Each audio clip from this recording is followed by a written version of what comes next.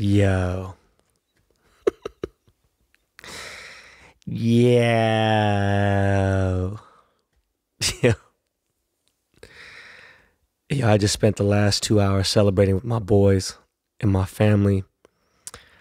Yes, before we even talk about what you are listening to or what this is, the San Francisco 49ers just choked and lost the Super Bowl. Let's get into facts first, okay? They didn't deserve to win. All right. They're a good team. I want to say very good, but really, the way this team runs and works is so 2020 Generation X-ish. It's not even millennial, like, bitch like. It's just straight up, the San Francisco 49ers are the 2020 Cobra Kai. Straight out of Karate Kid. All right. Jimmy G is overrated. I said this when we played them and we beat them. I said this when we played them and beat them at Levi's Stadium. And this loss is payback for that last minute, heartbreaking, bogus fucking bullshit play with seconds left at home. That we at our home at CenturyLink. All right. Just the bullshit calls against us, how the whole fucking team, like that, they just did that bitch shit. You know what I mean? They ran out into the tunnel. They ran all on the field when there was still time on the clock. The way they celebrate is bitch-like. Just the whole mannerism is bitchish. Okay, just how hoes do. You know what I'm saying? And listen, man, y'all lost. All you Niners fans, you guys lost, and that's what it is. Too fucking bad. That's what you get. Period. All right. Now, there are a few dope ass Niner fans. You know what I'm saying? Like, my homie, the rapper Selsky from SF, from San Francisco, of course. E40's my guy. You know, I'm sure he's mad, whatever. It is what it is. You know, we're a rivalry. It's too bad. But we can't forget Miles Davis. Yes, Miles, my bro. One half of the Dust Brothers, a.k.a. the producers of this show. Miles is a diehard Niners fan. And he's been rocking with them even when they sold 5,000 seats at Levi's like last year and the year before that.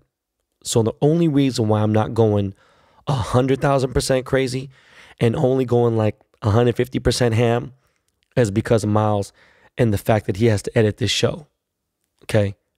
But anyways, back to the Niners. They showed who they were tonight. All right?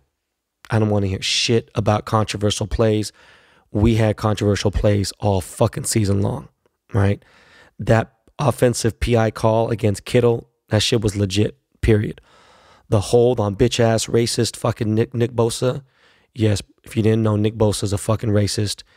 Even Richard Sherman addressed it on an interview, you know, when he signed on with the Niners and everything. But the way these guys celebrated in the third quarter with a lifetime left after, you know, being up double digits, and they just got that interception against Mahomes, and the way they ran the end zone and all that shit off that, like, it was so fucking lame and so, like, they were just asking for it. You know what I'm saying? I kept saying, yo, these motherfuckers are asking for it. This is just some fucking, like, and listen, you know me, I talk shit in certain things. There's things I don't do. So could you imagine how I'm putting this on a scale? Like, I'll go, you know, and I always come on the defensive. I'm not just coming out, you know, unless it comes to talks about the Niners. When it comes to the Niners, you know, there's no holds barred. But you get an interception. The momentum is going your way for the most of the game, regardless, even though it was tied at half, whatever. The momentum has been going the Niners' way. And, you know, they think they break Mahomes. They get an interception, and they run in the end zone. Like, literally 80% of the defense ran into the end zone and celebrated. And it wasn't a fucking touchdown. It was a big play and everything else. But, yo, man, there's still a quarter and some change left. You know what I mean? It's like pure lame-ass behavior. And how I acted on my Instagram after the Niners lost was straight up immature.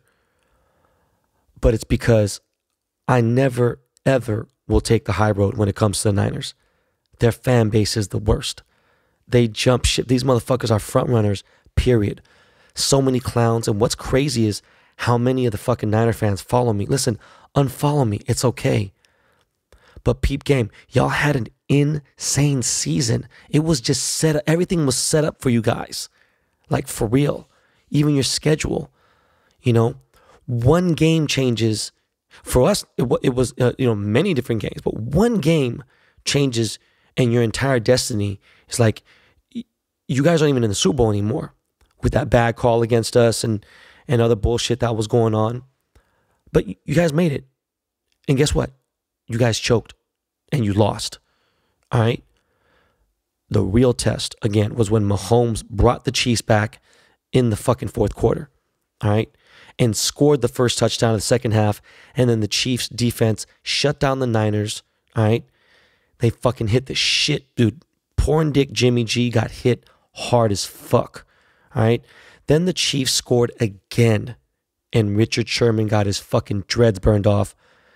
Literally by Sammy Watkins, right? And even still, they're down by 4 points. And there's time left. There's a good amount of time left, right? Niners couldn't pull it off. Jimmy G choked, all right? He couldn't handle it. It was too much pressure, you know? He's been playing that privileged life, there's the whole fucking shit, just that privilege playing. Never faced super great teams, except obviously the fucking Seahawks, the fucking Ravens, you know, that bullshit schedule they had. But other than the Packers, they didn't beat anyone clearly without a doubt. That was really good, all right? That were contenders. They didn't beat anybody without a single doubt, all right? The Packers, that's it, whatever. And so after they lost their possession with a minute and a half left, their so-called number one defense in the NFL lets Damian Williams run a 38-yard touchdown against them. As it wasn't already bad enough, they're up by 4 and there's no time left and Chiefs have the ball. They run the motherfucking ball into the fucking end zone and they still left a minute on the clock.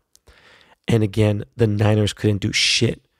And that's why that controversial out of bounds call on Williams' first touchdown didn't mean shit, because they didn't convert regardless.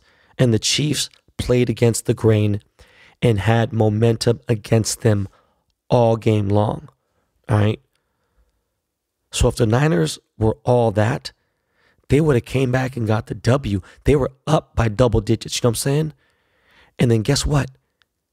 Now they got 2 Super Bowl losses in 10 years. And you know what else? All you stupid fucks who are mad and say shit like, oh, well, you were watching the fucking Super Bowl with your, on TV, just like your team was. Guess what? We didn't make the Super Bowl. No one fucking cares. Do you want to know why? Because it doesn't matter. You stupid, idiot, dumb, fucking, fuck dick, fuck nose, cocksucker, shit suckers. Why? Because second place and last place and 8th place are all the fucking same. There is no ring for second place. Too bad. And y'all are not making a Super Bowl next year. Period. All right? Anyways, I lost my fucking voice from screaming so much. Enough is enough. Listen, I feel so fucking good. What an amazing day. What an amazing night. I'm still lightweight drunk. And I'm going to smoke after I finish recording this show. And you know what? I might not go to work tomorrow. So go eat a dick. Miles, sorry, man, but can you cue some music? Cue that intro music, man.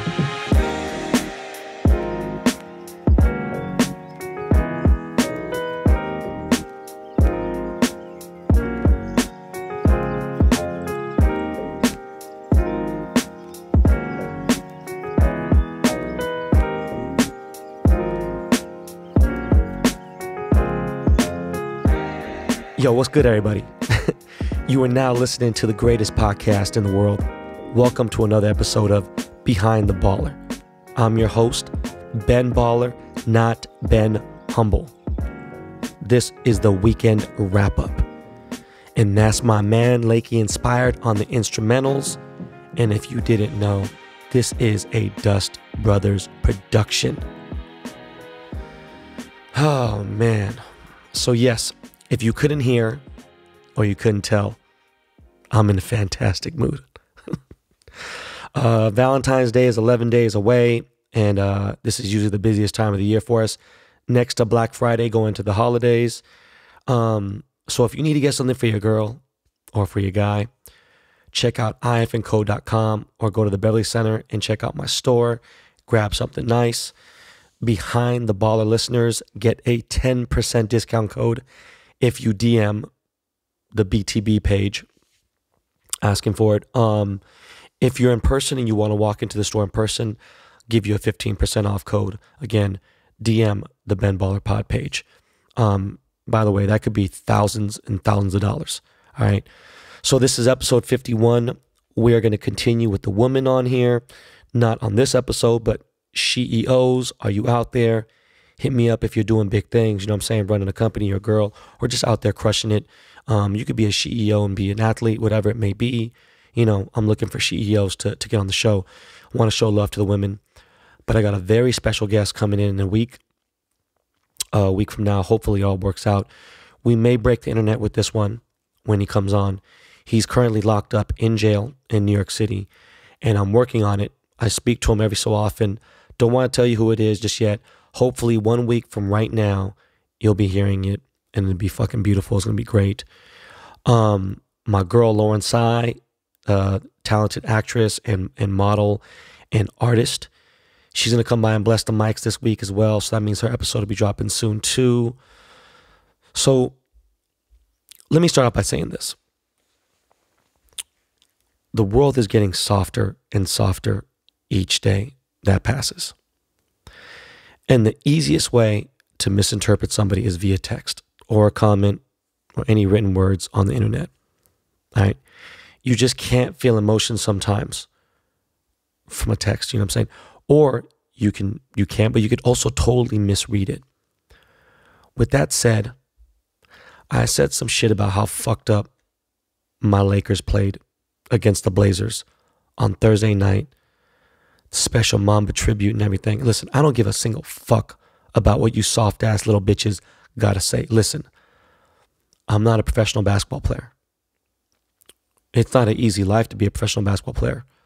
Lots of games in a season, lots of training, practice, and of course, a ton of criticism. But the end result is just obviously incredible. That lifestyle is just insane. You know, whether it be the money, women, just the whole, it's insane. Imagine being paid $20 million to play a season of basketball. I mean, could you do that? You know, you got Kyle Kuzma who plays so much. And I've hung out with this dude, kicked it, whatever, thinks he's the shit, whatever. And cool, man. You know what? I got to back my Lakers. But you know what, dog? This motherfucker, man, bro, you got to play some motherfucking defense. This shit is just, it's fucking unbelievable. Vogel, man, like, bro, why are you playing Rondo? Like, period. You know, it's just, when I think of being soft and when I think of the Lakers, that's just not us. You know, I don't know what the fuck is going on. Do you remember that video? There's a video going around, especially because of the Kobe tributes. I remember what happened in real time. There's a video of Chris Rock sitting inches away courtside from Kobe. And he's right next to him and he's trying to heckle him. He's talking crazy shit to Kobe. He's trying to get inside his head. And he's just talking mad shit. And Kobe truly has no clue that he's even fucking there. He doesn't even know Chris Rock exists at that moment because he's so fucking focused on the game and his career. And, you know, I've seen Magic do the same exact shit, like literally, you know, even like an announcer is trying to interview him, whatever, and he's just so focused. He doesn't even, his fucking tunnel vision's so ill, doesn't even fucking notice the guy. So yes, listen, we're all hurting really bad. Some of the players on Lakers knew him really well. He was an inspiration for a lot of them too. But they got a really rare day off because of the death. All right. And that was against the Clippers, who would have put work against us. The Clippers would have went to work against us. You know that. All right. And not saying that we're not good. Yeah, we're the number one seed. But guess what? We're number one right now. But our losses are against teams that we're definitely going to have to face off in the playoffs. So these wins that we got, it's like some of them are cool, but like a lot of them are just like, you know, it don't matter till it gets down to crunch time. So we just can't be taking L's like this against the Blazers. You know what I'm saying? Yes, listen, Dame Dollar has been playing outside his fucking head the last 6 to 8 games. But you know what? So fucking what? He came on our home court in front of our fans after an insane, beautiful tribute for Kobe. We lose like that? Listen, you put all that soft shit away and you serve motherfuckers and you get that W for Kobe, okay? You do anything possible to win. If Kobe was right, he would have definitely took motherfuckers' shoes off that night, all right? If Kobe's daughter died and then Kobe had lived, please believe the first game he was cleared to play, he's going out there trying to score 100. Like literally, and he's going to score a gang of points. He's going to go out there and kill. He's going to win at any cost. And I said what I said on Twitter on how it was disgraceful and, you know, like, just, you know, we could have did better. You know what I'm saying? To honor Kobe. And I get some fucking clown. I don't know his fucking name. He's verified. He's some soft bitch ass, like punk ass Peckerwood, so-called comedian. He's a fucking YouTube comedian. I don't know what the fuck. He follows 30,000 people on Twitter and he has 30,000 followers. Like that also, I don't want to discuss that now, but that's mind-boggling to me when you follow even more than 2,000 people. It's like, what the fuck? You know? When we're talking about this bitch-ass soft motherfucker, he's like, you're the worst kind of fan. Bitch, shut the fuck up. You don't know me, motherfucker. Say one fucking thing off of what the fuck. You're so fucking stupid. Jesus Christ. Okay, number one, know this. Never trust a man or even no man should ever refer to himself as hubby. That's a term that is only to be used by females, period. Number two, this dude's like, I lived in LA for 20 years and now he lives in Texas. All right, listen, I bet that motherfucker lived in Claremont or in fucking Anaheim or some shit in the burbs. Listen, don't you ever come for me, okay? You fucking goofy ass motherfucking clown. And there were like some other dudes from like Utah and shit, but like, this is what I'm really saying. If you want to win, period, you got to shut everything else out when you're playing. You can't think like, oh shit, I wonder if my girl's cheating on me. I didn't get to talk to her today. You know, what if my kids are sick? Fuck, man, who's going to take them to the hospital? You can't check your phone during a game. You know what I'm saying? You got one job to focus on, and that's the game and your performance.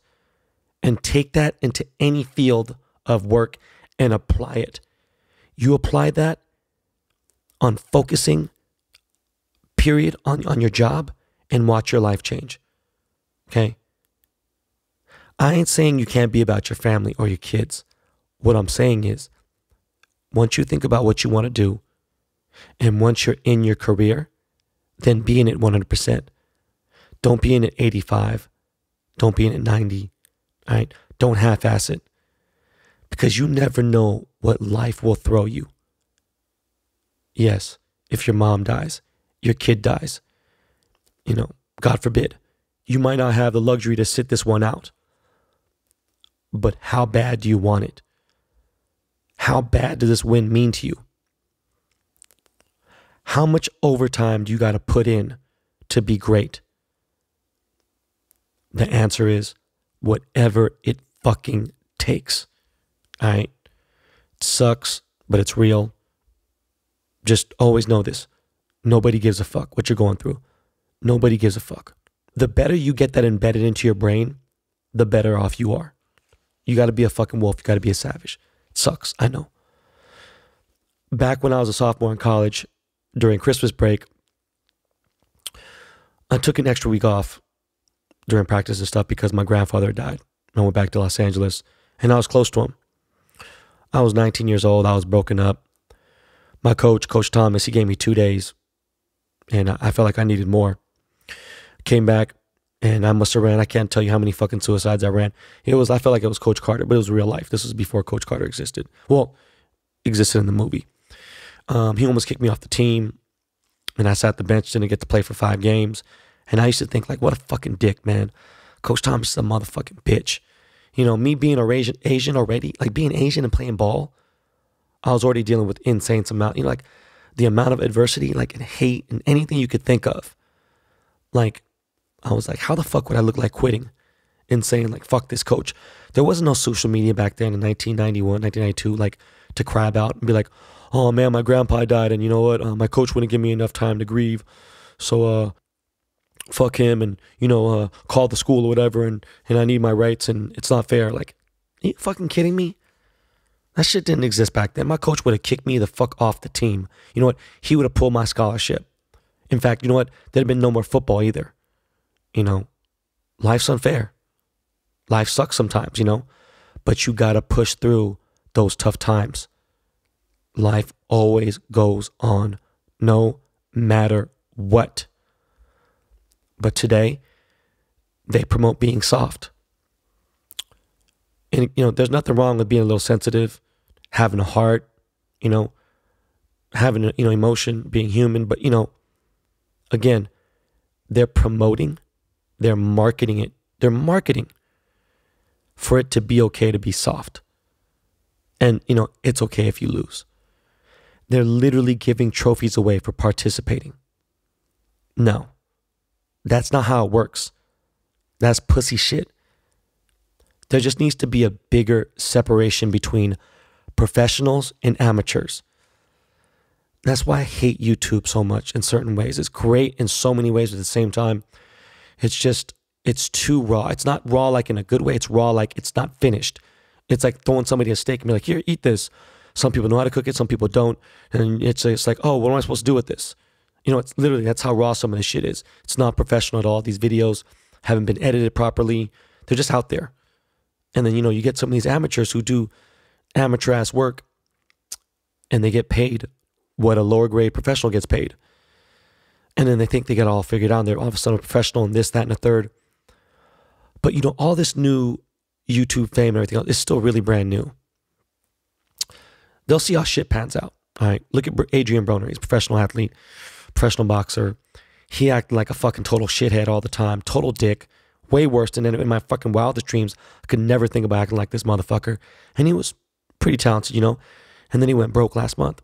Straight broke. And he's asking his fans to send him Venmos and Cash Apps. Like, listen, I talk a lot of shit, yes. But I don't throw my wealth in anyone's face, okay? I may show an award from working hard, meaning I might show like a car or something that I earned the hard way, never the easy way. But I'll never say, oh, I got this car and this watch and you don't, ha ha ha. I don't ever do that shit. I would never do that shit because I was broke before too. So I'd never shit on someone who had less money than me or less than me, period. I'm just saying, you get a guy with no formal true like basketball training, but still like a decent self-taught basketball player, whatever. He's doing the best he can, cool, And he practices and edits his videos. He gets to edit his videos where some of these motherfuckers they don't have the luxury of that, right? You got dudes who, people get to see all the bad shit like Austin Rivers, any of his fuck ups immediately go to Twitter, people go hate on him. And you get this guy who's on YouTube and he edits his videos and,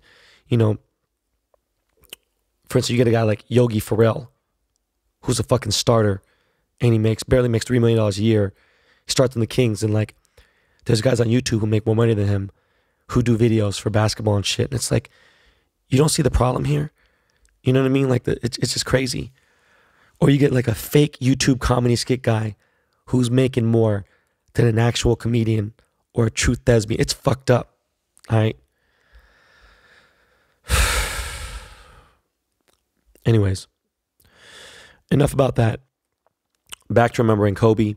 I went and visited Staples this weekend in LA Live again. I went on my birthday, and it was crazy. But this time it was just fucking unbelievable. This some other shit. This some shit times a billion. There were maybe over 100,000. Actually, there was definitely more than 100,000 actual signatures on the walls and on the floor. There was thousands of letters, thousands of fan gifts and blessings and basketballs and it was fucking overwhelming, all right? The outpour of love and pain for Kobe and GiGi was incredible. I can't imagine. I mean, they're going to make an announcement for Memorial any day now. Obviously going to be a closed casket. I don't know, Back to LA Live, I had around 15 people in like the first 10 minutes I walked in. 15 or more people had mentioned my name. 15 people at least asked me to take a pic with them, and I said no. I was like, hey man, listen, this is not the place to take pics with fans for Instagram, for your personal. Like, this is the place for me to pay respects to a legend and his daughter. But it was a beautiful sight to see for sure. You know, such a fucking sad tragedy, and I still can't believe this shit. But you know, each day that gets, you know, that goes by, it gets a little better. After I left there, I was already downtown, so you know, I hit Riff LA, and I hit Tot obviously to get that motherfucking. I got that sauce katsu. Sat back and just chilled for a little bit. My kids were at the at Griffith Park riding the horses and shit, and I just needed some time to clear my head. And Riff made these OG Black Mamba tees a while back, and they were fucking dope. It's probably one of my favorite t-shirts that they ever made. In fact, it is hands down my favorite t-shirt they ever made. So they remade the OG Riff Los Angeles Black Mamba tees, except they added a RIP on it and all this other stuff. And it's just the sickest tees I've ever seen. When it comes to the RIP tribute tees, they're the best ones I've seen, like, period. So they made 500 tees, and they're going to give them out for free. Obviously, you got to be, you know, local. So that's just part of being, you know, a Lakers fan and being in LA. So if you want one, check out the @Riff Los Angeles Instagram page, maybe to get more info. I'm not sure, but they're giving them out for free. Friday, I get a call from Kid Cudi. Hits me Friday morning. Literally, I'm on the toilet taking a shit, drinking coffee. And he tells me that this video leaked at his birthday party. And video leaked in the Murakami chain. By the way, real quick, man. Cudi's birthday party was fucking lit. It was dope as fuck.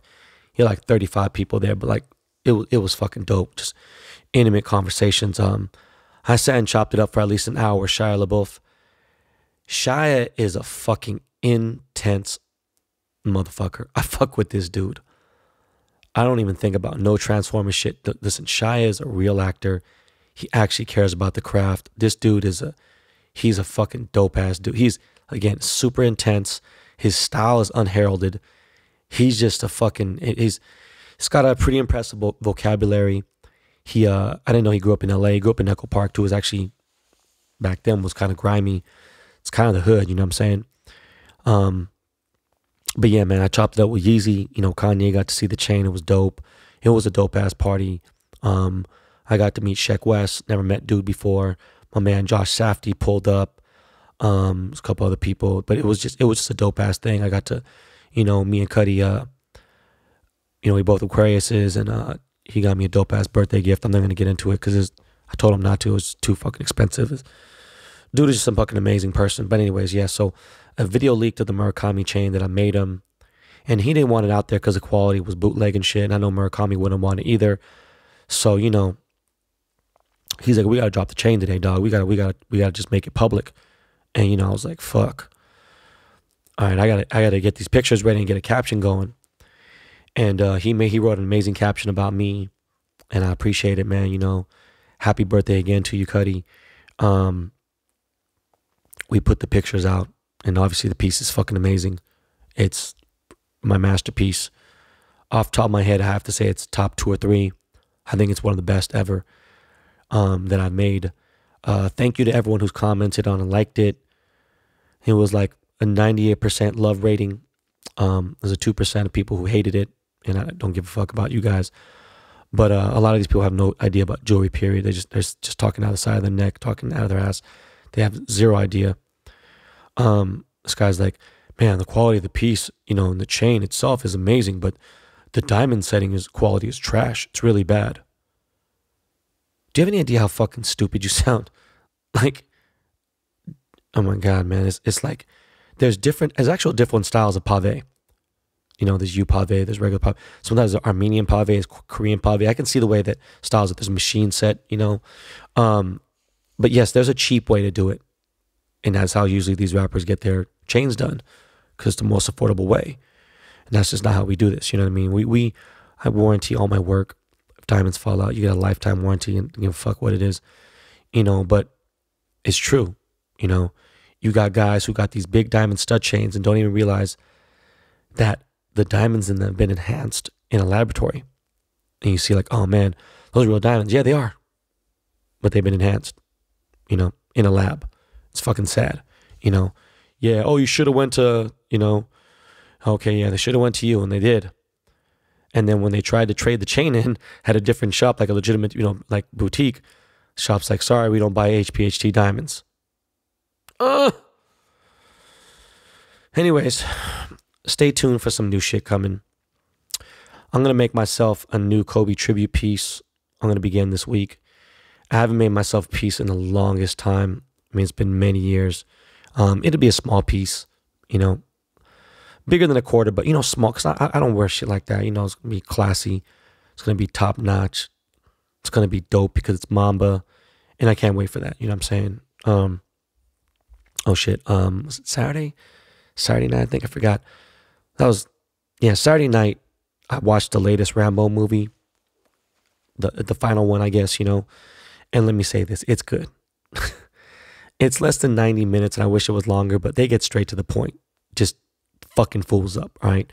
Stallone murks motherfuckers like it's a video game, like lots of violence, and I mean savage level violence, like not Gladiator 300 or fucking, Bravehearts. No, I'm talking about this fool stabbing people in the forehead and in the back of the head, on top of the head, like literally slicing people's throats fucking open. He even pulled the dude's heart out. Like, even the way he shot people was crazy. Just shooting motherfuckers in their fucking, and just this motherfucker's crazy. I highly recommend it if you want some good, cheap thrill entertainment. Again, it's very violent. It gets 2 thumbs up from me. Fuck it. Let's get into some fan questions real quick. Yo, Miles, man, hit me one time with the beat.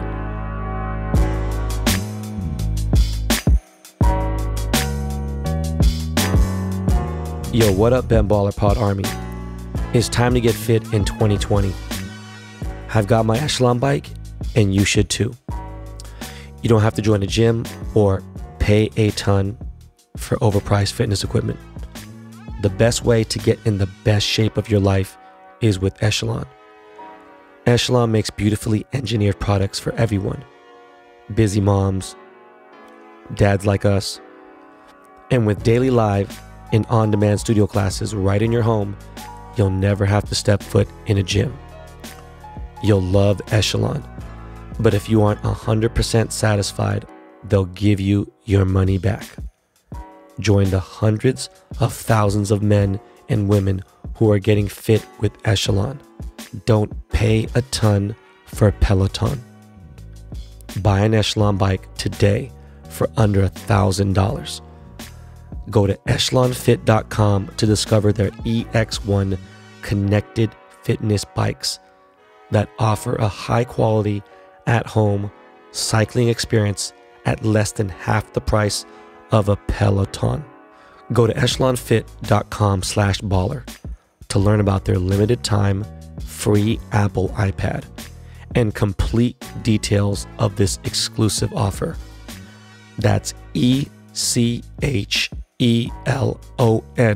fit.com/baller. echelonfit.com/baller. This isn't just an ad. It's a way of life. Get yourself an Echelon bike and join this journey with your boy.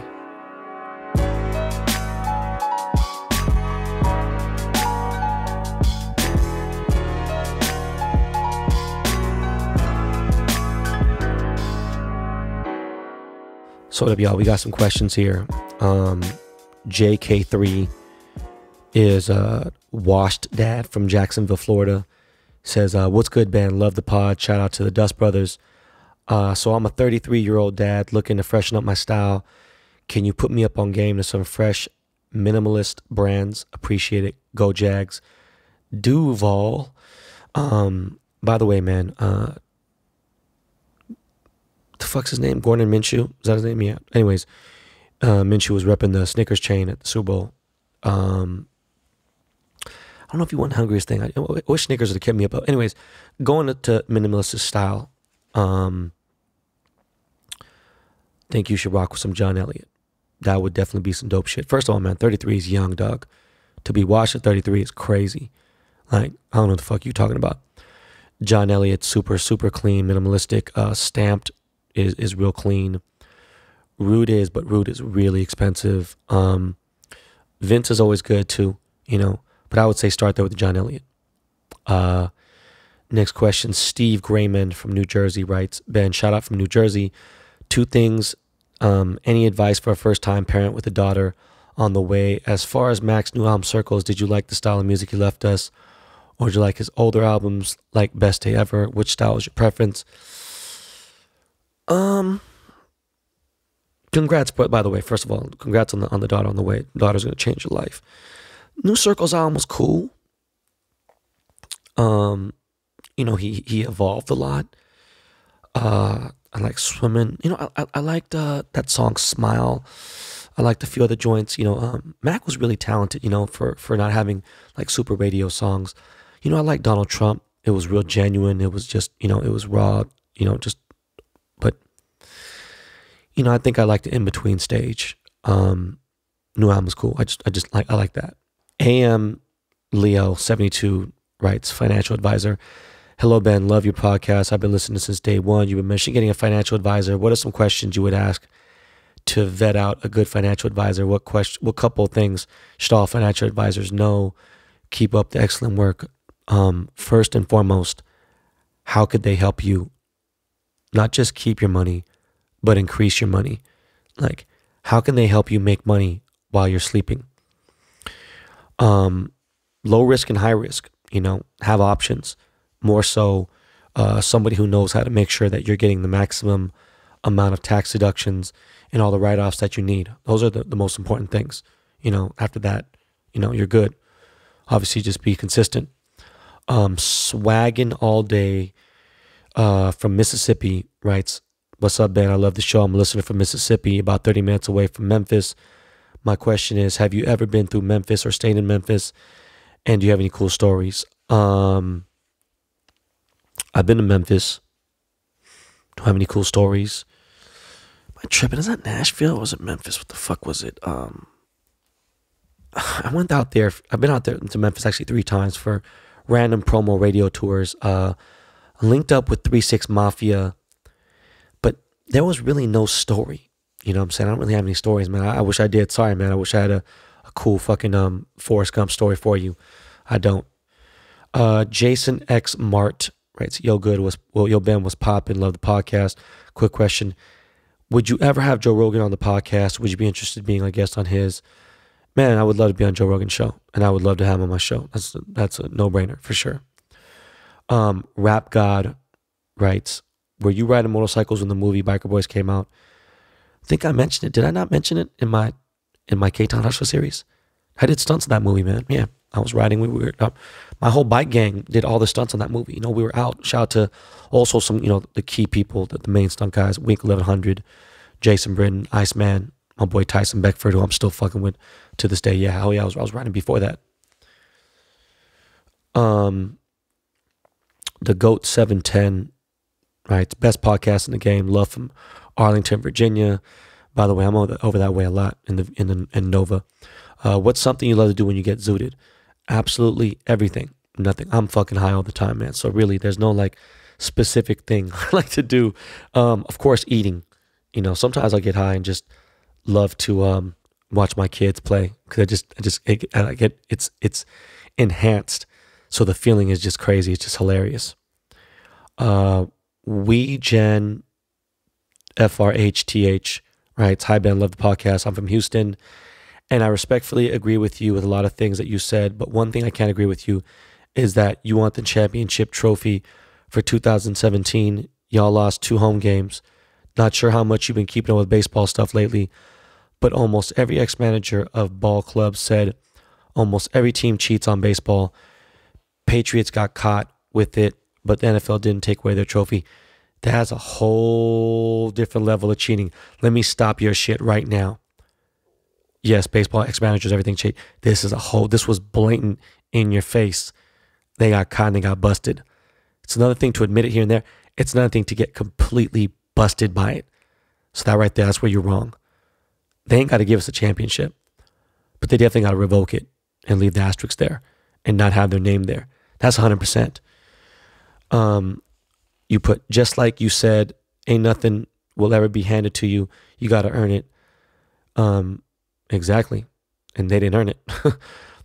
Houston Astros didn't earn it. That's for damn sure. By the way, love the money counter. I don't use it to count money, but it's a very nice display in the man cave. One question I have for you is, how do you know when it's time to leave your regular 9 to 5, making pretty good money and starting a business, something that you love doing?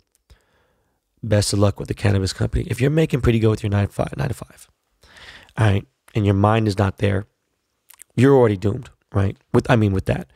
If you want to change your mindset and be like, fuck it, I'm just going to be this dude, boring, whatever. I'm not saying boring to diss you. I'm just saying, see how much time you could take aside while still getting paid for your 9 to 5. I know it's fucked up, but you're using that money to pay for your new business. It's part of the game, man. You know, in a way it sounds like it's cheating, but it's not. It's just, you know, using the fucking corpus money. Fuck them. And you do that until you are really kind of like set, or you set a nest egg aside and you take the gamble. There's no real time when you know you're leaving. It's when your side business or your company that you're passionate about takes off. And when it does, cool. If it never does, but you're still passionate about it, you got to take that fucking flight and check it out, or you'll never know. And you always guess or keep guessing. HYSDVHCJXJ. For motherfucking sure, this motherfucker just typed some gibberish.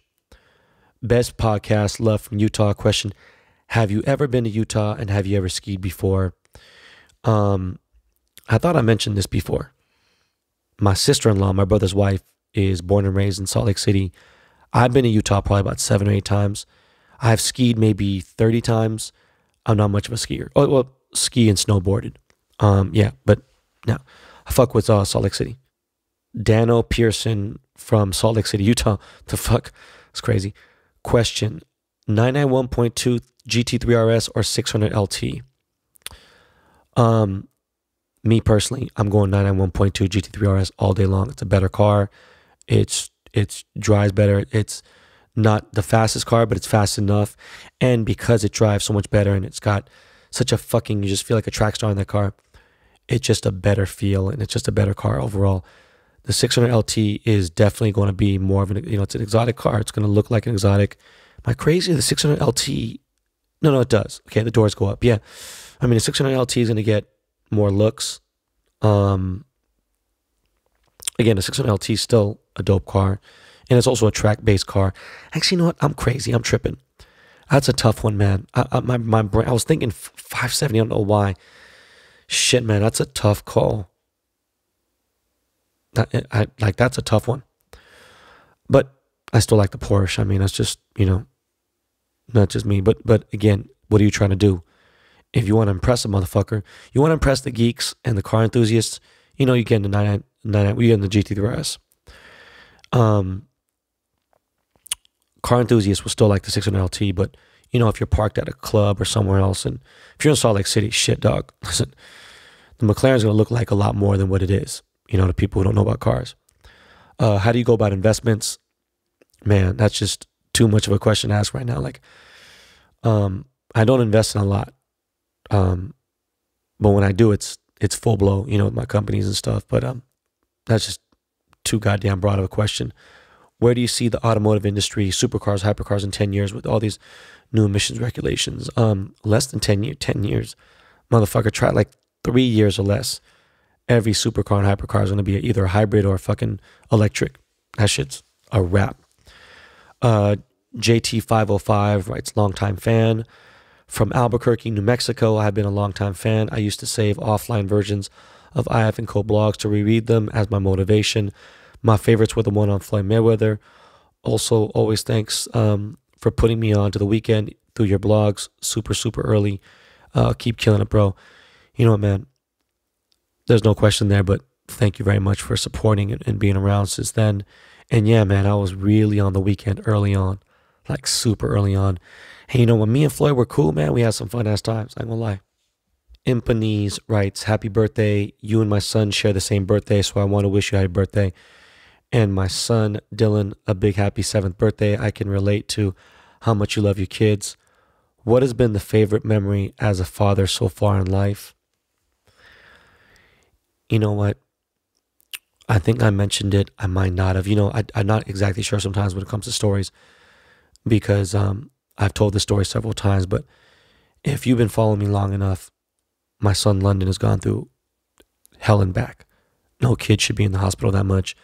No kid should have gone through all the shit he's been through. And my son London had a lot of hard times with schools. There was one school we went to called LVCC. We drove a far motherfucking way, and it was a private school, and they just, the teachers there and the staff there care about kids. They love kids. I get choked up thinking about that staff there. They really fucking prepared my son for school. They knew he had issues. They knew he had, just disabilities and things. And they stuck by it, and they fought him. They made him a better student. They prepped him for real school. And with that being said, when he went to a bigger school, he got so much anxiety, freaked out. London's just been through so much. He's a very sensitive kid. And there was a fundraiser. And with this fundraiser, we raised the most money out of any student in the entire school, right? Goes from, kindergarten, 8th grade. And so because London won, they got the top 5 people who raised the most money. He got to do this thing called a money grab, where he goes into like this vacuum pit. It's like one of the bounce houses, but it's closed off. And there's a bunch of money just going around, crazy air. And London won. And my wife recorded it on video. And there's, I'm not kidding you, hundreds of kids saying, London, London, London. At that point, I cried. I broke down and cried. It was one of the just most amazing moments to see my son get cheered on. And then he won the cash grab. And when he walked back to the classroom, all the kids were screaming his name in the classroom. It was just fucking amazing. That's definitely the best memory as a father so far in life. Next to teaching my kids how to ride a bike. Expert XXX writes, great podcast. This is why I started listening to podcasts. Listen to you all the way from Bessemer City, North Carolina. Question, will you be coming out with more car-related podcasts? Listen, man, I'm going to be doing this shit for the next 10, 15, 20 years. So there's definitely be car talk, new cars here and there. This is still relatively new. Also, are you releasing any decal stickers anytime soon? Yes, I'm in the process of making a new batch now. My boy's coming back from Tokyo soon, so I should have some, and then we'll talk about how you guys get them. SRT Pete from the Central Coast writes, sub Ben, I'm from Salinas. Was pretty cool hearing about Salinas. That you know about Salinas. Interesting. Any stories on this area? No. My business partner, Pat, who is a super boss baller, half Korean motherfucking baller. Motherfucker's crazy as fuck. I just thought about Pat all day. Thought about Pat all night and all day. This motherfucker's a Niners fan, man. He's just, I know he's sick right now. But he's from Salinas. That's the only Salinas story I got. I think actually I might have fucked a chick in Salinas. I'm not really sure. Orida Armand 3 writes, get Nigel on the podcast ASAP. I was just showing my sister the Nigel Sylvester Go video in Los Angeles and realized you are in it. Would be dope if you came on the podcast. Yeah, man, Nigel Sylvester is a good friend of mine. Well, I mean, he's a homie, would definitely. Nigel, if you're listening, if anyone knows you're listening, man, let's get you on the podcast. Vice Lou writes, Ben Baller's legit. I remember seeing Ben on one of the 24/7 HBO Mayweather shows. Dude keeps it real and is cool as fuck. Okay, thank you. EZZ Works, yo boy Omar 916. Yo, what's up from Sacramento? What made you start the Ben Baller to the Strain business in Sacramento? If I'm correct on that, do you have any? Who do you have for the NBA Finals? Sacramento, it's the open space, it's the rent, it's my team is based in the Bay, so that's like the best place to go. I mean, Santa Rosa, a lot of outdoor and stuff, and in order to get big warehouse, huge warehouses. This is, you guys, some of these guys who are commenting, and some of them might be listening, and they not. Some might not, some might. I don't think you get, like, when you see those videos I post on certain things, like, it's 100,000 square foot fucking grow operation. Like, my cultivation is 100 1,000 square feet. You know how big that is? It's fucking bigger than LRG and like, you know, in their heyday. It's just fucking crazy. NBA Finals. I mean, ideally, Bucks and Lakers be a dope ass final. I think Milwaukee still got the East locked down. The West, man, it's just fucking crazy. I can't call it. It's a big fucking shit show going on here. It could be fucking, I mean, it could be Utah one time. It could be Dallas, you know, but obviously the favorites between the Lakers and the Clippers. I don't know. Again, on the last two questions, X801 Mikey X writes, what up, Ben Shaw from Salt Lake City? The fuck is going on here? It's crazy. 3 dudes from Utah.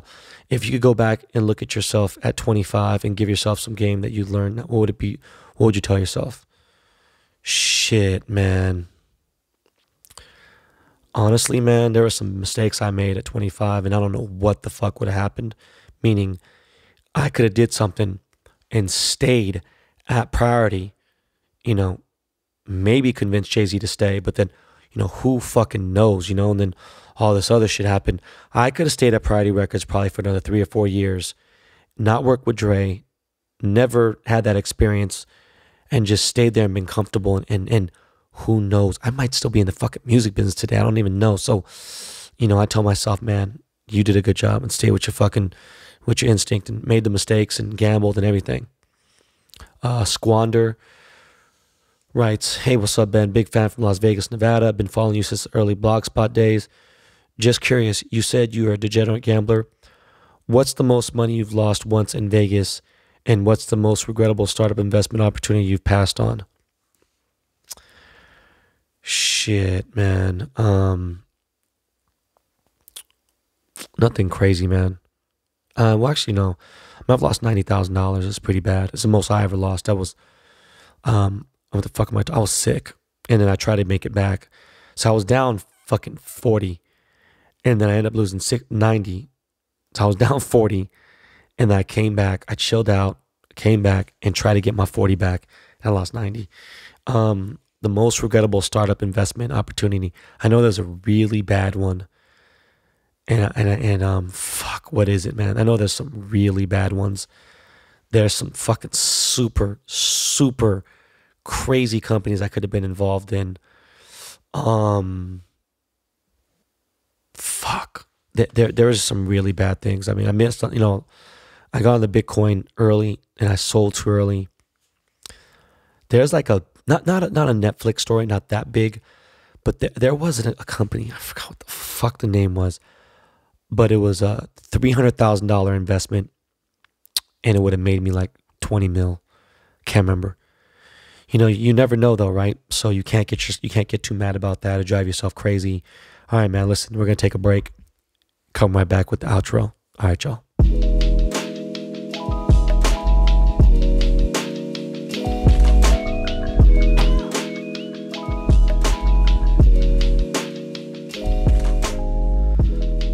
So the other day, Halsey was in Miami. I guess we were in the Super Bowl, whatever, and she was performing at a club.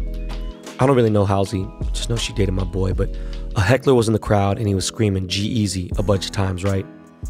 And I guess it got to be too much for her and she stopped the show and started cussing the dude out, and she went in and there's a video clip of it, whatever. And I commented about it. It was on the Shade Room. I was like, listen, man, she's soft. A professional should never handle it like that. That's not how Beyonce or J-Lo, any big timer would handle it. You know, you got to have professionalism, you know. And I got like 1,000 angry women talking shit. And again, like, listen, you bitches are soft, period.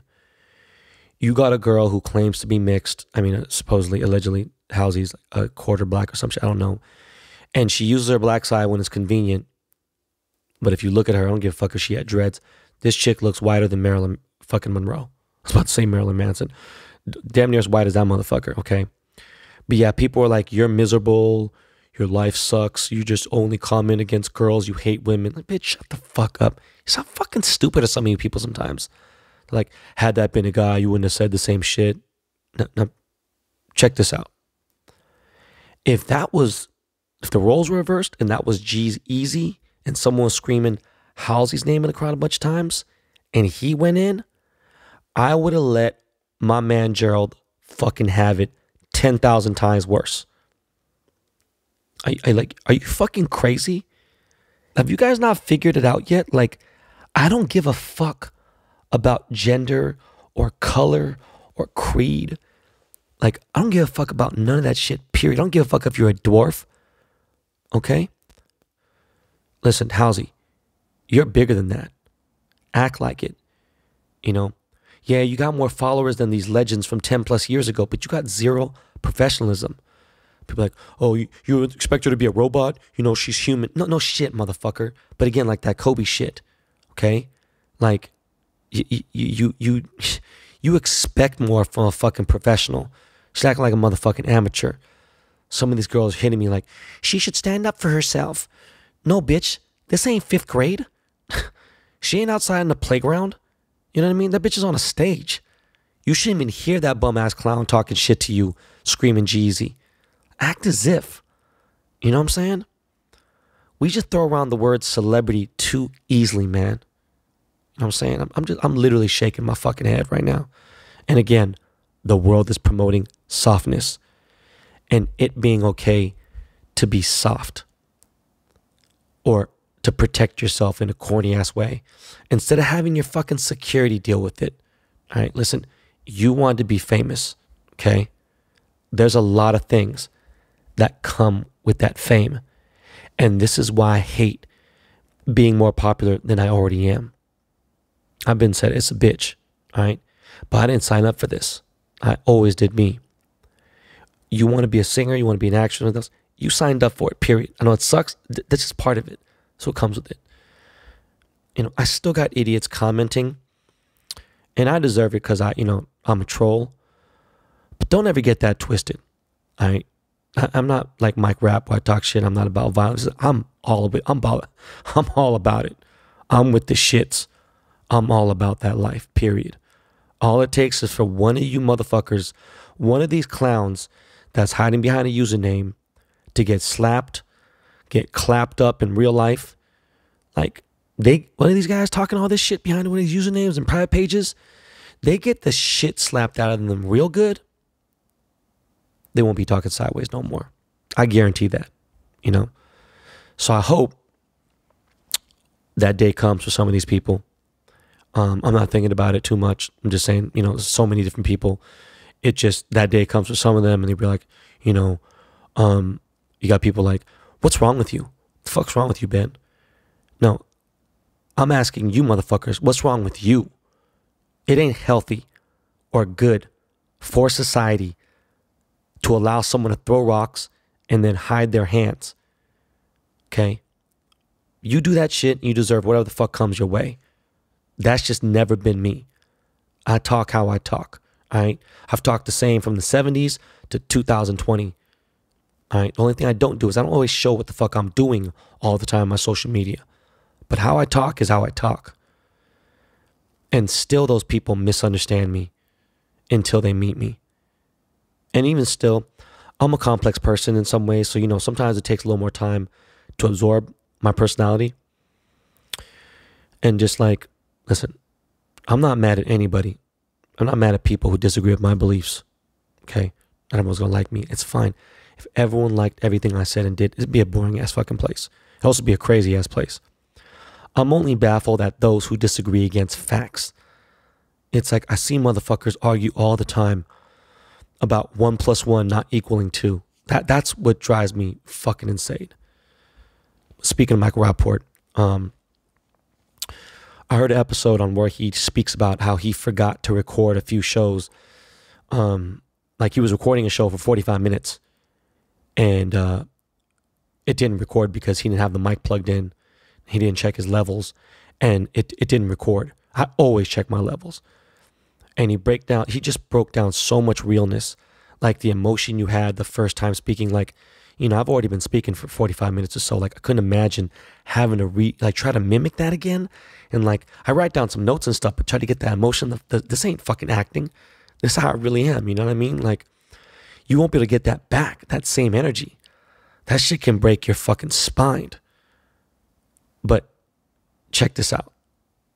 I interviewed this girl by the name of Maya. She goes by the name Damn Homie on IG, and we did a full interview together. And I was going to drop it this Thursday.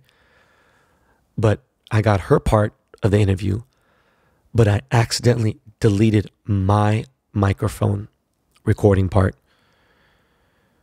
And you know what? I was pissed, and it drives me crazy because it's like, you know, recording that we could have had, whatever. It's another girl. It's, in fact, you know, I just thought about this. These fucking bitches that you hate women. Like, I'm putting women on the show. You guys are so fucking crazy. Anyways, I was upset about it. Maya, damn homie, 11, if you're listening, I apologize. My Russian Jew homie. We'll just have to get you back on the show. I don't want to do all that too much. It sucks, but we did make a funny video together. So go on her page and check it out. She plays an escort on my hotel room. It's funny. But I don't know, man. Listen, man. I'm on such a crazy high right now because this 49er loss, it's amazing. It just humbled those motherfuckers from celebrating in the most bitch made way, like the super bitch made way. I think I'm just gonna go have a great day. I'm gonna eat at one of my favorite spots. And you know what? With that said, listen, enjoy your life. Make it a great day. And always remember, this is not your practice life. All right? Yo, man, fuck this. We out. Lakey, hit the people with some of that spacey, melodic shit. All right? All right, y'all. Till the next episode. Peace.